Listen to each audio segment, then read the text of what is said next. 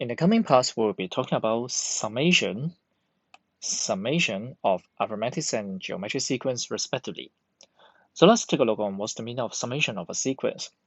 So when we use the notation called Sn to talk about summation, we're particularly talking about the sum of the first n terms from t1, t2, t3 up to tn. And then for the sum of these terms of a sequence will be called a series. So it's like arithmetic series and also geometric series. And then, so that means now we have two functions, two notations to use. One is the general term called Tn, which is referring to the nth term particularly.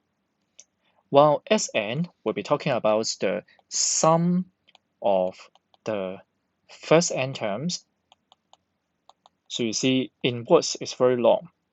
But in notation, then you can say Sn will be called T1, T2, T3, and up to Tn finally.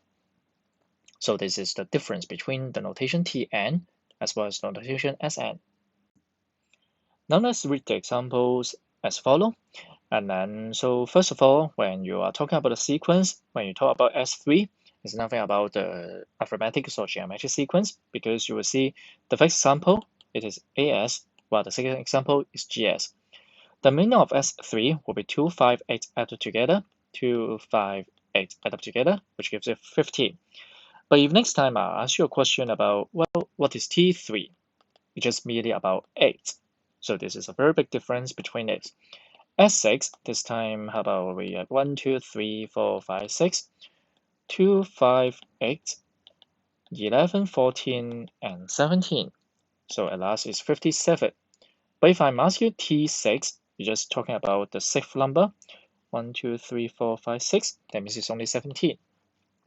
So please note the difference between the symbols right now.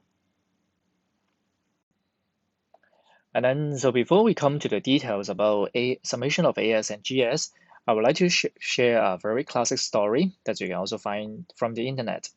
So once upon a time, there's a man who beats a king in a chess. And then the king said, you can ask for any reward as you like. And then the man is very humble and said that, well, the king, my lord, I would like to have 1 grain of rice on the first day, and then a double on the other day, and then a double in the third day and onward.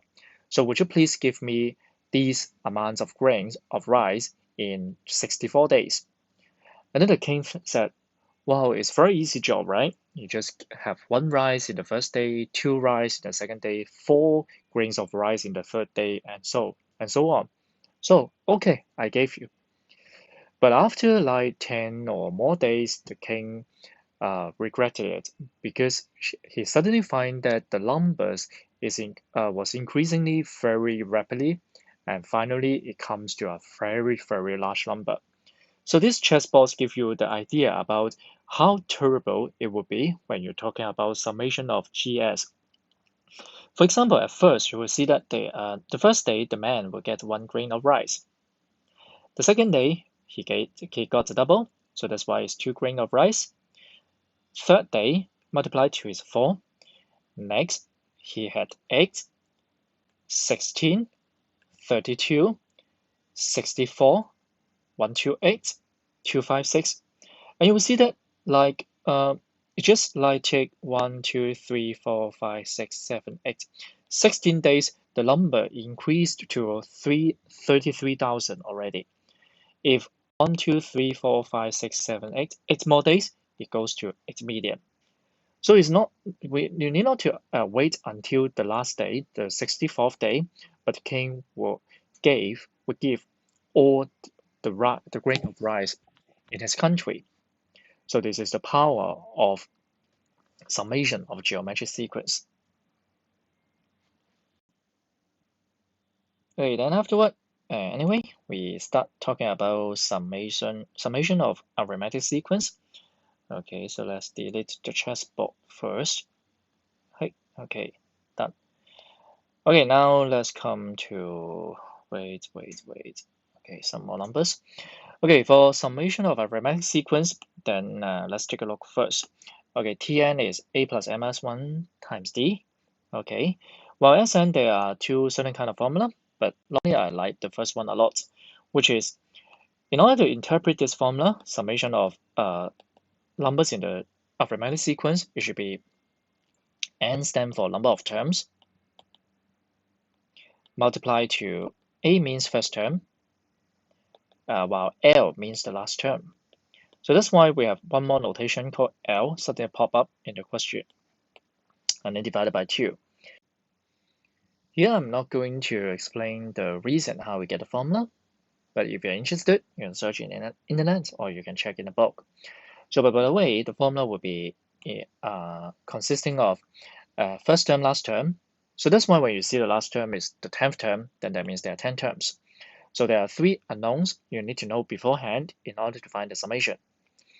Well, to consider about the last term, some people would like to think in this way.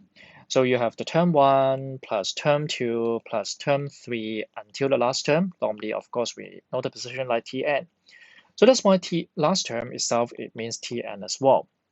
So in this situation, you can consider the formula of Tn once again is called A plus n minus 1 times D. So as a result, the summation of arithmetic sequence Sn can be rewritten as number of terms multiplied to first term, while bearing in mind that the last term can be rewritten as by the general form, general term. So that's why it's A plus n minus 1D divided by 2. So this is also the reason how you get the so-called second formula in the notes, which is called 2a plus n minus 1d divided by 2. Afterward, we try to take a look in a very simple example, example 28, in order to find the sum over there. Okay, so for our convenience, I'll write down Sn would be n times a plus l divided by 2 first. Okay, so now let's see. So I repeat again, you need to know 1, 2, 3, 3 unknowns before you can find out the sum. So that's why, okay, in part A, first term, A is okay.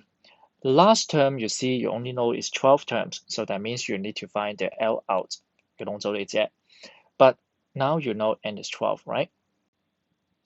That's why in order to find the L, then you can seek for is about the 12th term. So that means you need to use the general term once again. So this is our beginning. So that's why in order to find general term, you need A and D this time. So in which you have A is 20, D, you can read it directly, or you can use the latter term minus previous term to get the result, which is minus 3. So that's why Tn, the general term would be A plus n minus 1 times D, which is negative 3. After simplification is 23 minus 3n, and you can verify it by yourselves. As a result, in order to know the last term, which is called the 12th term, I've got T12 is 23 minus 3 times 12, which is negative 13. And as a result, the sum of the first 12 terms we call S12 will be 12 terms over there. First term is 20, last term is minus 13, and divided by 2. And finally, you get 42 at last. This is a very simple demonstration on how you can find out N, A, L by some ways, or sometimes they're given, in order to find the sum of terms. In comparing with part A, part B is different because first term, last term, they are given to you. But how many terms are there? Oh, sorry, we don't know it yet. So that's why we also seek for the formula called Tn in order to find how many terms are there. That means the value of n. So the question would be, first term is 3. Common difference you can read directly is a 4. So that's why Tn will be A plus n minus 1 times D. And after simplification is 4n minus 1. Now I know T83 is the last term, and I want to know its position. So that's why I solve the equation called Tn is 83, while the value of n stands for the position of 83 in the sequence. Now you have 4n minus 1 is 83. And can you take a short while to get the value of n? Yes, that's good. 21 term. This 21, there are two meaning. First is the 21st term is 83. This is the first piece of information. And secondly would be, because 83 is the last term, so you can also say there are 83 terms. So there are two meaning behind it.